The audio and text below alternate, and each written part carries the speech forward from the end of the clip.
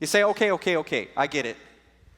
You're telling me I don't have to ask for forgiveness. I don't have to beg and plead and wait and hope for a cleansing feeling to come along because Jesus' blood washed me once for all. I get it. But then what should I do when I sin? If I don't have to ask for forgiveness, what should I do? Here's a crazy idea. Stop. I mean, I like to put it this way. Stop, drop, and roll. This also works well during a fire.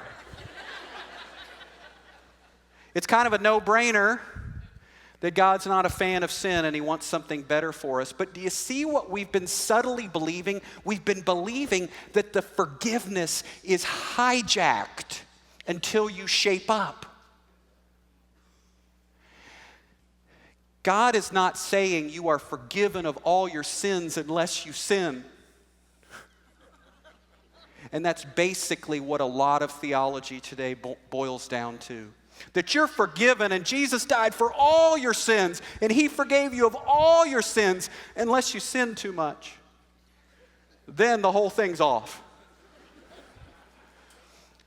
Now, I love that question that 380 people are asking right now in their minds. I'm just approximating.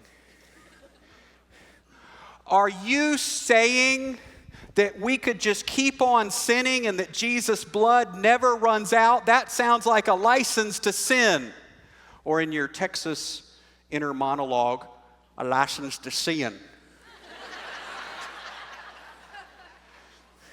Man, I'm so glad you're asking that question, because if you're not asking that question, you probably have not computed the size of God's grace.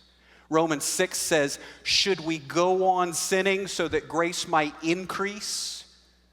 You know, grace increases, it never runs out. But the next verse says, no way, no how, by no means. Basically it says, are you crazy? Do you only know like half of the gospel or something? Because you've had a heart transplant, a DNA swap, God cleaned house and he moved in. You're dead to sin, not made for sin. Sin never gets you anywhere. It's like saying, can I touch the hot stove? Can I really touch the hot stove? Can I touch it 100 times? Can I get burnt over and over? Please. And God is saying, what benefit are you deriving from the things of which you're now ashamed? The outcome of those things is never good. There's no life in it, only death.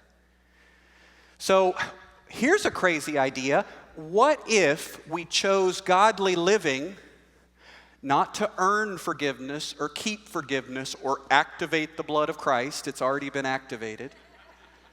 What if we chose godly living because we've got new hearts and new spirits and we're a new creation at the core? What if God really meant it when he said, I remember your sins no more, and I've also placed myself within you, and I will cause you to live and do of my good pleasure?